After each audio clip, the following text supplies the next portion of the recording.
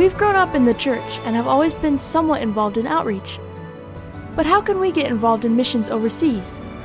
My name is Marianne. And I'm Lillian. We wanted to find out. Join us on our journey to discover the culture, the lifestyle, the need, and the mission in 2 of Southeast Asia's least reached countries. Welcome to MissionTREK. Welcome back.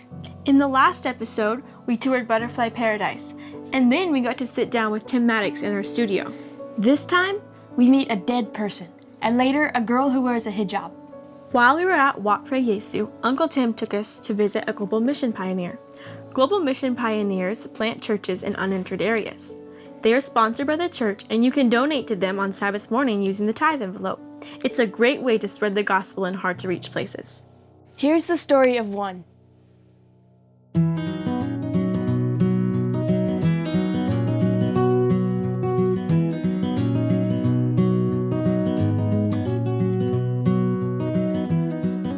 We're here at the house of a global mission pioneer, and we're going to find out exactly what that is and what he's doing here and stuff. I hear that there's a really exciting story, so I'll have to figure out what exactly that is.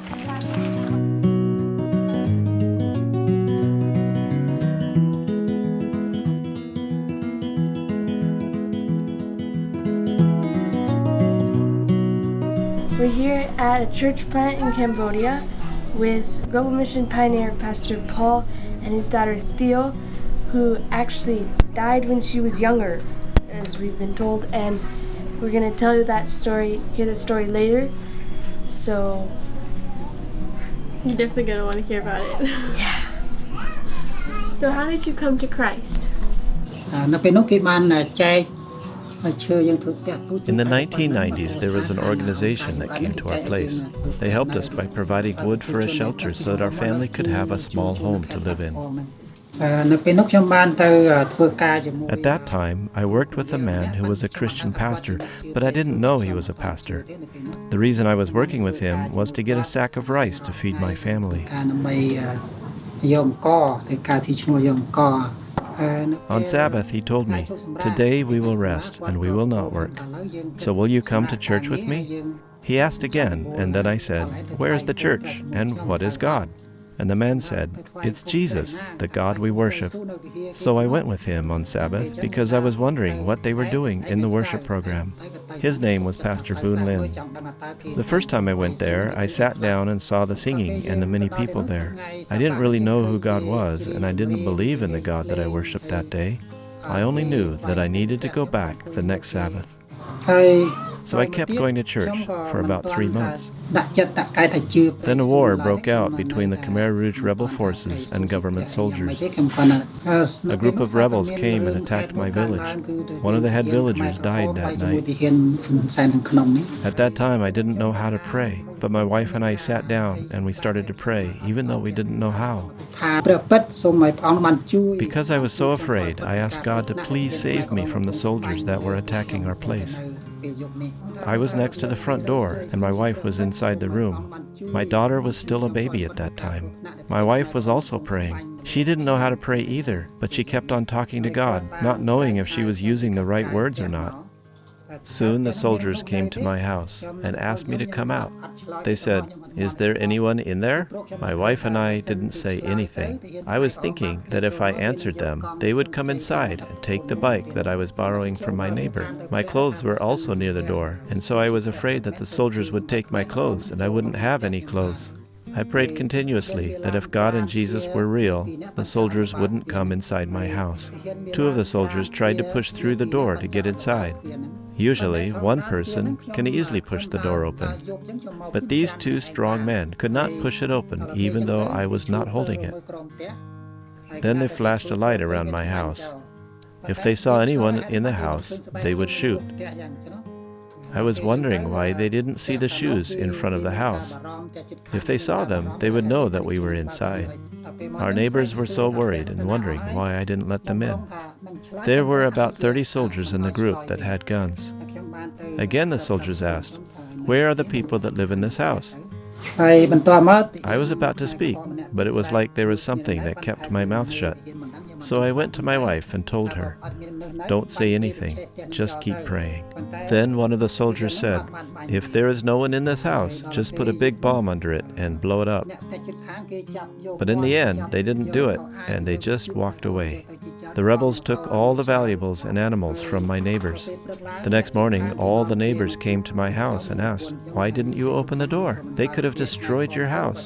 Then I told my neighbors, "I know now that Jesus is the real God because, as you see, the shoes are in front of my house, but they didn't see them, and the door can be pushed open easily by one hand, but two men could not push inside." From that moment on, I started to believe in God, that He is a real God, and that Jesus is a real God. ចាប់ពីពេលនោះមកខ្ញុំបានដាក់ចិត្តដាក់កាយជឿព្រះយេស៊ូវរហូតមកដល់ឥឡូវហ្នឹងនេះជាមូលហេតុខ្ញុំ That's the reason. Wow, that's a really amazing story. How long have you been church planting now? Since ប៉ុន្តែខេត្តបាត់ដំបង 1994, so it's about like 20 years. How many churches have you planted? About like 10 places. Wow. How long have you been here? 8 months. 8 ខែដល់ទីនេះ Are there any challenges working to plant churches? អូច្រើនបាក់ច្រើន Many of ច្រើនណាស់ឬផល The first year that I was in Udamanchai was also the year that the villagers faced a drought. There was no rain, and all the crops died. They thought we believed in a bad God that had cursed them, so they didn't have rain or food. So they said it was because of us coming to live in this village and because of the God that we believed in. យើងព្រះយេស៊ូវជាព្រះចន្ទ្រៃគេថាព្រះយេស៊ូវ Some of them came with a big axe and wanted to kill me. But I told them, "No, it's not my God that caused this problem. It's the weather itself that has changed." លីពីថៃដល់ពេល When that problem was gone, another problem came.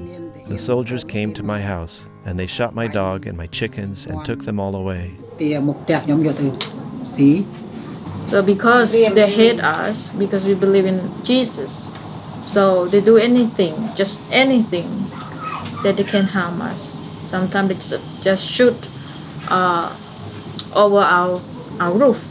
ហើយសំបីតែទឹកដងយើង They also didn't let their children come and use the well at our house. They said, "It's the well of Jesus. We hate Jesus, so don't go there." They said it's the well of Jesus. Jesus we hate, so don't go there.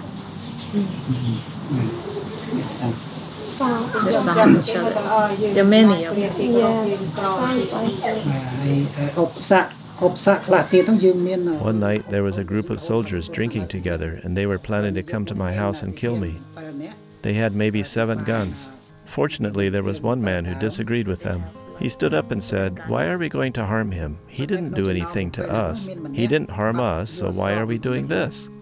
Then the other 6 men were afraid, thinking that other people would hear about their plan, so they canceled it. ធ្វើបាបគេធ្វើអីហើយ That was when I knew that God is my protector. He protects me from all harm. ខ្ញុំមានបញ្ហាអីទាំងអស់ Wow, you have a lot of exciting stories. Yeah. Could you share with us the really exciting one about when your daughter died and came back to life? រឿងសិទែវកាឈឺ When my daughter was very young, about 3 or 4 years old, and learning how to walk, she got really sick. She had a fever for about a week. We didn't know what the sickness was because we didn't have a hospital in that village at the time.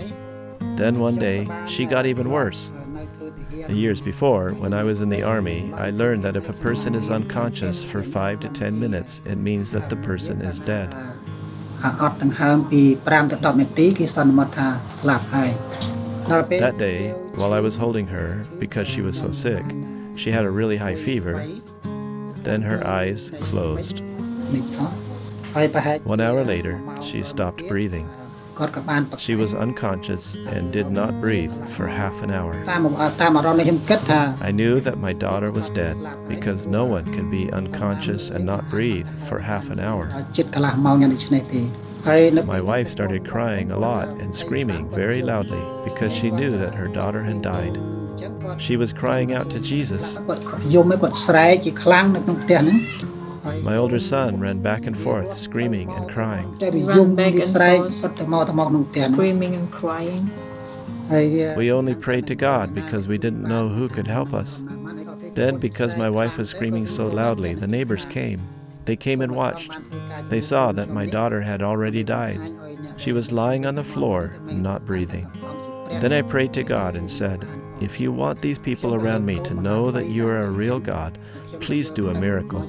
So I picked up my daughter and took some water in my hand and put it on her forehead. My wife was still crying and screaming to Jesus. Half an hour later, my daughter started to open her eyes. When she fainted, her eyes were all white. Now she started to open her eyes, little by little. I looked at her stomach and saw that it was moving. She started breathing. I had hope now that my daughter would live. The neighbors around me that were watching said that maybe I had some magic or something to make my daughter live. They said that if it happened to them, their children would just die. I told them that it's not me, it's my Jesus, my God, who did this. I was so happy and had so much joy in my heart. So I was thinking, what can I do to make like a sign with God? So normally in Cambodia, every girl that born need to punch the hole in her ear to wear the jewelry. So to have a sign with God that He have raised my daughter alive, I will not punch the hole in her ear as other girls in this country. So if I just say and tell the story, say the words on my mouth, they won't believe it. So if anyone will ask about my daughter, why she didn't have hole in her ear, then there will be a story to tell them. Wow. What a great testimony of God's power. And that was you, right? Yes. Yeah. Wow. The daughter is me. Praise the Lord. Wow. Well, thank you so much for telling us your stories. And We really enjoyed visiting with you guys and getting to know more about what's going on here. So, thank you for sharing.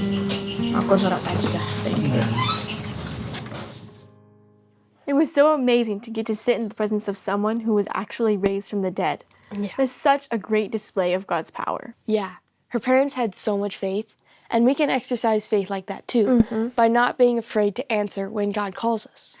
Yeah. And another good example is the next missionary that we will be visiting. After visiting the Global Mission Pioneer, we had to leave Wat Phra Yesu. We traveled from Siem Reap by van down to Kampong Cham to meet Miranda Lundby. On the way, we had to cross the Mekong River by ferry.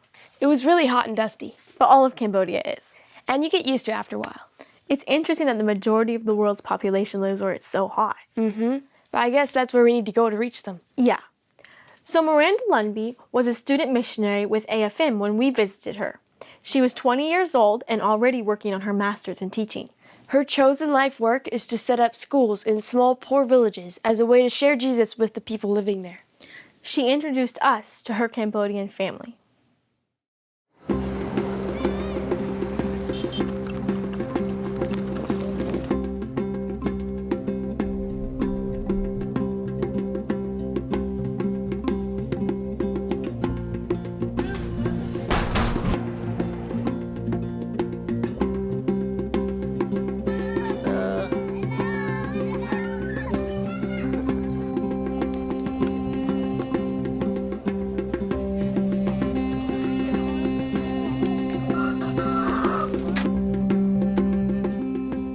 We're here in a Cambodian village with Miranda Lundby, and we're going to ask her some questions about what she does here. How did you get involved in missions?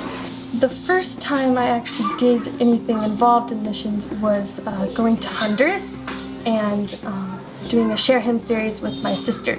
I was 15 and we spoke to about 100 people each night, so that was the first thing that got us into missions. And then just ever since then I've pretty much been obsessed. But I've had lots of friends and family who've also been interested in missions, so I've been inspired throughout my childhood and teens to be involved in missions. So why did you come here to Cambodia? I chose to come here because I'd been here before. So when I was young, I had a friend who had come to Cambodia, and they had stories all about it, and it immediately went to the top of my list of places I wanted to go. So I got invited when I was 18 to come with another gentleman and his family and my brother. And so we all came and taught for a month and a half.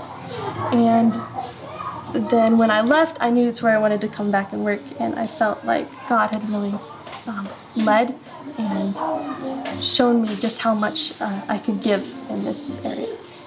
How long have you been here? I've been here 5 months this time. So you work with Muslims and stuff, so why are you wearing like the head coverings? Well, here, even though the Muslim religion is a bit more nominal, they still have traditions and things that are respectful in their community, and the head coverings are respectful, especially around the men. Like if we're in the house and it's just ladies, like, a lot of times we don't wear them, but when men who aren't related to us or our elders come in, it's a sign of respect. It's a modesty. What do you do here? Right now, I teach. I teach 3 English classes. One is mostly with adults or older teens, and the other 2 are classes split up by ages 5 to 10, and then 10 to like 15 or 16 years old. Could you share like a story with us about working here or something? It's kind of exciting because we have people who are really interested when you come and work in a community to know like what you're doing or why you're there. You're just this white young girl that comes and decides to live with a family. But nobody else, no other missionaries live here. But they have had experience with other Christian believing missionaries coming through, and they have some friends that they really appreciate and they like. And so we actually have a couple of people in this community who are believers in Jesus, and they have Bibles and books, and they're interested in listening to what we have to say. They talk to me about the Buddhist people that live around them, because they have a different belief system, so they see things that they do that they don't like or they think are sinful. But they talk to me about like, oh, we believe the same. Even though they're Muslim and I'm Christian, they say that we have the same like morals. I was able to share with them that it's not because I'm afraid of sin, because they're very fear-based. They're afraid to sin because they don't want the bad things that come with sinning. And I was able to share that I choose not to sin because I love Jesus and not because I'm afraid. And that really got them thinking. So those are a couple of stories that I've been able to do in the short time I've lived here. We're also hoping to do more Bible studies with them, but it is a little hard because we have the lady who lives here, she needs glasses. So we're working to get her to the capital to be able to get her some glasses so that we can sit down and actually have side-by-side Bible studies. How did missions change your worldview and ambitions? Well, missions pretty much became my worldview. I think that as Christians all around the world, our worldview should be focused on God. It should be a biblical worldview that encompasses focusing on Jesus first and foremost. And I think a lot of times we see cultural differences and we think, oh, something's not right or something's bad. But it's just that it's different than what we know. And if we can turn and see, what's important to God and what's important in His Word, then we can see that there's actually a lot more common ground to reach people with. And as far as my ambitions, just doing missions full-time for as long as I can. So how can young people get involved in missions? Like you, well, there are a lot of opportunities, I would say. What really helps is if you have parents that are interested. If your parents are interested, invested in, spreading the gospel, then young people can be very involved. There's a lot going on in the United States. There's GYC and there's different camp meetings and such that young people can be involved in. And there's also mission trips that young people can do through Share Him and Maranatha, like short-term things. But also If you can learn about other cultures and you can see them, the sky is pretty much the limit. Fundraising in the States, speaking, going and visiting people, and like you said, for you, if you're younger, if your parents are involved, I would definitely suggest doing as much enrichment as you can. Like get a heart for it. Yeah, get a heart for it. And really, I think sometimes, being kids or young people, I know I wanted to go out, like when I was like 13, 14, I just wanted to go be a missionary, but you can't do that. You have a family and you have to be with them, but I know that my parents continue to fuel that desire, and I think that is a big difference. I know a lot of young missionaries that I work with, a lot of the reason that they're interested in missions is that their family was interested in missions. Or they met somebody who was really passionate about it. So if you can stay passionate and be able to share with people and have friends that are passionate about the same thing, I would say that friends are a big influence on young people. And if you can have friends that are really truly interested in serving and you can follow that desire that God has for you, then I don't think it ever goes away. A lot of young people want to plan out their life. They know what they want to be, where they want to go to school, want to get married. So what do you think about that? Well, I would say I am a planner, so I'm constantly trying to make plans, but the plan has changed probably 100 times, and I think it happens that way for everybody. God laughs when we make plans, and He has a better plan. So while I think it is important to have goals and to have aspirations and things you want to do, because that's what really gives you a desire to move forward in your life. I think keeping Him as the front focus is most important, because when you give it up to Him, then He can make it a lot more exciting and a lot more interesting, and even the struggles that might come, they're easier compared to trying to figure it out all by yourself. What should we plan for? I would say planning to be of greatest service in this world and to be able to share and teach souls for our next life is probably the best education you can get. So anything that can further your ability to share about Jesus, about His love, and about the wonderful truth that we have and His coming again soon, I think that preparation is probably the best. Lay up treasure in heaven. Yes. What does it mean to lay up treasure in heaven? I think treasure in heaven is the souls that we can take with us. It's the people and the friends that we make with Jesus that we can be with for eternity. Thank you for sharing your passion with us and letting us see some of the stuff you're doing there. You're welcome. Thank you. So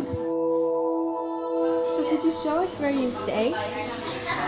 Well, this is the house in which I stay, but they have offered me their bedroom. It's one of their 2 bedrooms, and so I think I have taken the parents' room, but they wouldn't have it any other way.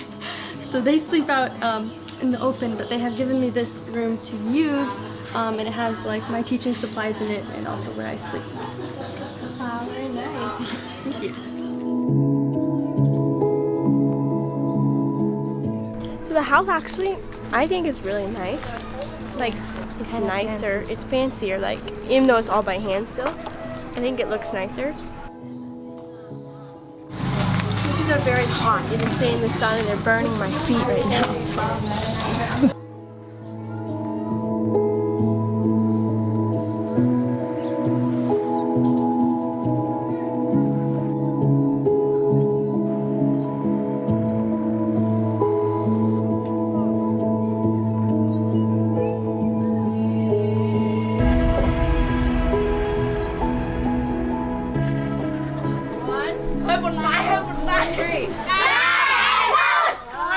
We're at a Cham house where they make some clothes here. It's like a tailor shop, I guess. And they held English classes, or Sarah holds English classes, so we wanted to come here and see what she does and ask her a few questions. So why did you decide to come here and work with the Cham people? I wanted to come back to Cambodia as the whole country because I was born in Cambodia and I wanted to learn my language and also help my people and teach English and most of all spread Jesus, hopefully wherever I go. But Cham people are very special. They're actually Muslim and so they wear head coverings and they're very extremely modest. And they have a lot of things in common with the Adventist belief system. Modest dress, and they don't eat pork, clean animals, so they already have some of the foundational beliefs, so it's easier to interact when you have more things in common. It kind of brings down the walls. What do you do here? I teach English here. I tutor one student, and I teach him business vocabulary, and then I teach about around 30 students, younger kids. I teach them basic English. How many classes do you teach? 3 classes in total, every day. Should young people get involved in missions? Definitely. Especially student missionaries. It's like maybe the longest year of your life, but I think it's probably going to be the best year of your life too, because you get to experience so many different things and it totally opens up your eyes to a different reality, and hopefully it will change you for life. Like when I go back to the US, I hope to not go back to the way I was, but continue to be developing into a new, more mature person because of this. Well, thank you for sharing with us. Yeah, thank you for coming. We enjoyed interacting with your class and a little bit.